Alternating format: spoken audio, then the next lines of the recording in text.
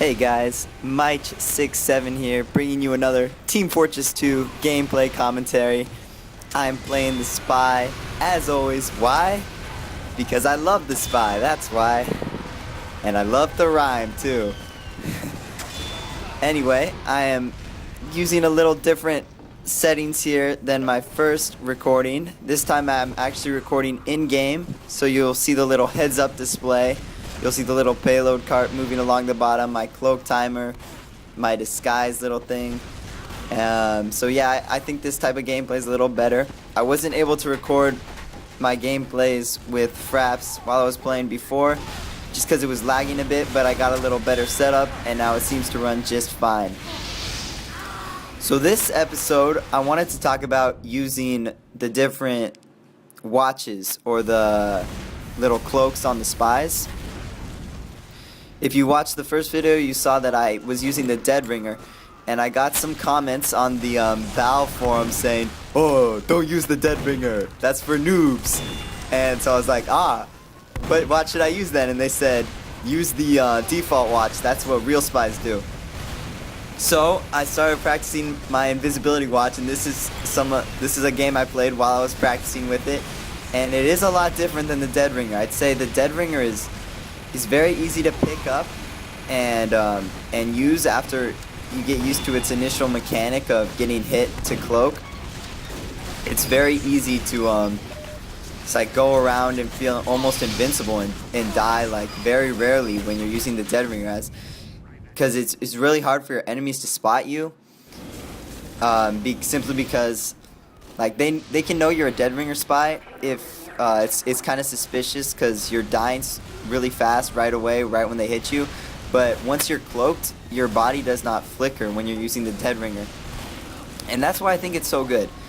And I also think the Dead Ringer is really good in the aspect that it creates a big paranoia among the opponents, because if they're smart, they'll know a spy is a Dead Ringer spy, and they'll never be at rest, because even when you're dead, they'll think you still activated the Dead Ringer. So I mean, sometimes you will have activated the Dead Ringer to produce a fake corpse, but even when you actually die, the opposing team will still think that that you're still alive, or they'll be afraid at least. That's why I think Dead Ringer is so good for that aspect, that it creates massive paranoia, and it does not flicker when you're moving through enemy lines. I think it's really good for getting through really tight spaces. Now the invisibility watch, on the other hand, is what I'm using right now, and it's a great watch. Its main strength is it has the longest cloak time out of all the other watches, and when you pick up nice ammo crates, it fills it up very significantly, and you can traverse very long distances while cloaked. The disadvantages of it is it can be kind of hard to get through tight, cramped combat areas.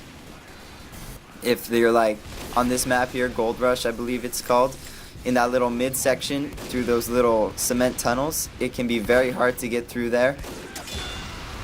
If you go right through, there's alternate ways of course, but I mean, with a watch like the Dead Ringer, you can just pull it out and bust your way right through that, run a little farther past the enemies, uncloak, and start getting some stabs. Well, you can't really do that with the invisibility watch, because you'll run right into your opponent, your silhouette will flicker, and everyone will just start shooting you. They'll just go off on you so hard.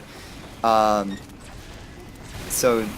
the invisibility watch is a good watch, and I have been practicing it, and I have, I think, been getting better at playing with the mechanics of the Spy, just because I'm using the invisibility watch. And I do kind of see why like people hate on the Dead Ringer, because it does seem a lot easier to use than the invisibility watch, and there's nothing wrong with that. I mean, the Dead Ringer is just a good watch, but I think for each watch there's certain strengths and there's certain weaknesses, and the Dead Ringer is just a really good watch in a high combat area, and you just have to know when to use the different watches. So I think the best spies don't just use the invisibility watch. I think they'll use like each different watch for each different situation. And even the cloak and dagger.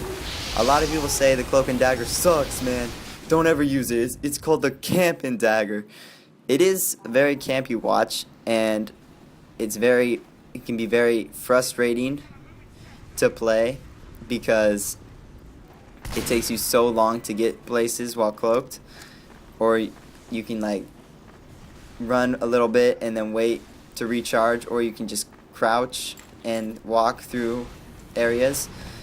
But I think the cloak and dagger is very useful for his ability to stand still, obviously, while cloaked, and I think that can be used in like games like Control Points or even Payload while you're on the defending team, just to camp one little spot, like the little room I just jumped out of, just to camp in a corner there and wait for enemies to come in, like snipers and stuff, and just uncloak, get a stab or two, then cloak and wait in the corner for a while. That's the main advantage of the cloak and dagger, and I think that can be used very effectively. And I think that, but I do think that the cloak and dagger does kind of suck when you're just kind of running around and just like, you know, more of a exciting, fast-paced type of gameplay. And I think the Dead Ringer's especially good for getting through little tight corridors and closed spaces through high combat areas. But I don't think the Dead Ringer's very good at, like, you can't really, how do I say this? Actually, the Dead Ringer's just a great watch, and now that I think about it, like, the Dead Ringer's just really good. The only fault that I can think about the Dead Ringer is it's really loud uncloak time, and it doesn't have that long of time that you remain cloaked. So some faults with the Dead Ringer is you can't really camp certain areas like you can with the cloak and dagger. For example, say you go into a small little house where a bunch of snipers like to rest. You can't really go in there with the Dead Ringer, because when you uncloak, all the snipers are going to hear you, and they're just going to turn around, pull out their little assault guns or whatever, or their whatever that long knife is called, the kukri or something like that. And I don't know if I said that right, and they'll just start hacking at you. So yeah, that is a disadvantage to the cloak and dagger right there. And the invisibility watch is just a great all-around watch. It's just great for all type of spy plate styles. It's just well balanced overall. So there's the commentary. Hope you guys enjoyed that.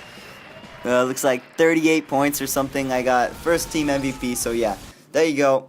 I like all the watches. I think they all have their strengths and weaknesses, and I think the great spies use all the watches and not just the invisibility watch, and they use them all when the situation calls for it. So there you go. Hope you guys enjoyed. See you guys next time. Also, I will try to be uploading 1 or 2 videos a week, so make sure you subscribe, and I'll keep you posted with more videos. Thank you. Bye.